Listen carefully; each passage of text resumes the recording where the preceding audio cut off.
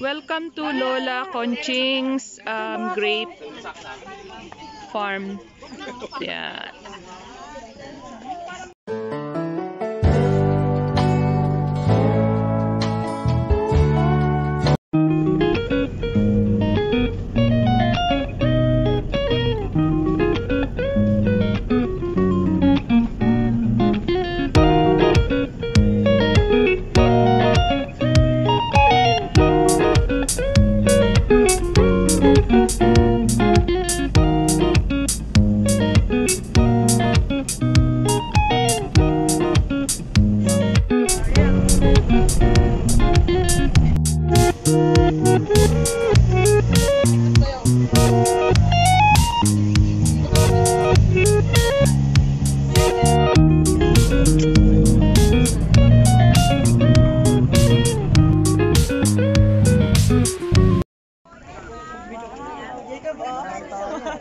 Nani, sira yung phone ko. Raming kay phone mo kung Wow.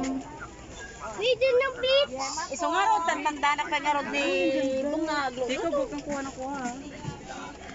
Ito na kami sa... Ay, paano ba ang paano ang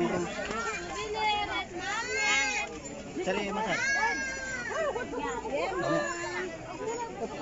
Nasaan na si Adjong? Paano bang rules dito?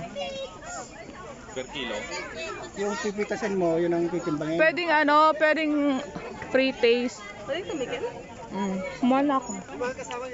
Hindi siya seedless. Ay, dito, ulit kayo dito. Taste kami ng katas ng ubas, guys. Yan. So, yan. Ano talaga yan? Straight from the farm na wine. Yan. Na yan, hindi ba sa high blood tank? Hindi sa. Sarap. Wine na ito, wine na. Ang tamis! Hindi pa wine po yan. Fresh pa lang ito. Wag mo itatapan yung base mo meron pa. Yan naman, blueberry. Free tasting po tayo. Gamot yan. Anong farm po itong pangalan nito? Anong farm? Yan po. Lola Conching Grape Farm sa nabubulol na sa Bawang La Union. Ayan. Aro yung dalawa. Andito kami kay Lola Conching Grape Farm. Hello guys! Ambin! Hello! Si Arto, nanay ko yan. Yan, sister ko yan. Si Miss Tisa. Yan, fresh talaga. Dito sa part na to, pwedeng video muna. Doon sa kabilang part yung area kung yan, sister ko yan si Cathy. Yan, doon sila pwedeng mag free taste tsaka mag cut dahil mga hinog na yung mga grapes yon. Doon, pwede na silang Yan, si Gilbert yan, yung bayaw ko yan. Yun, hinog na rin ito. Ito. Maaraw. Yan, hinog na rin yan. Ay, sorry. Nga lang, mainit ngayong panahon yan. Si Tyra, hello to the community. Yan, anak ko yan. Ere. So, once in a lifetime naman na opportunity ito guys. Kaya, yun, kami na talagang matuloy. So, galing na kami sa Our Lady of Manawag. Yan, yung mga grapes. Yan, pwede naman lang talaga. Ang 1 kilo, pag kukunin mo is 350 pesos.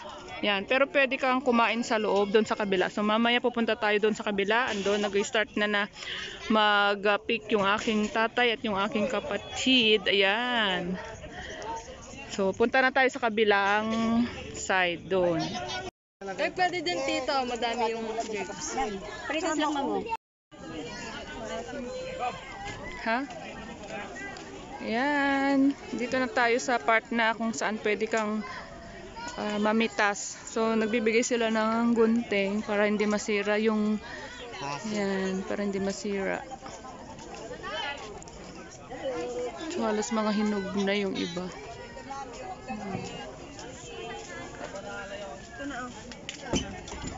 Wow!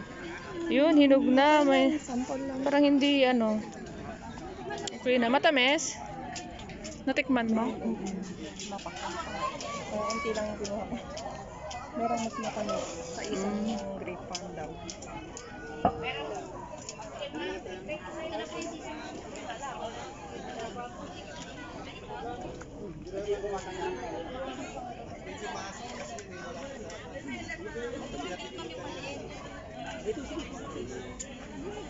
Kanina, ano?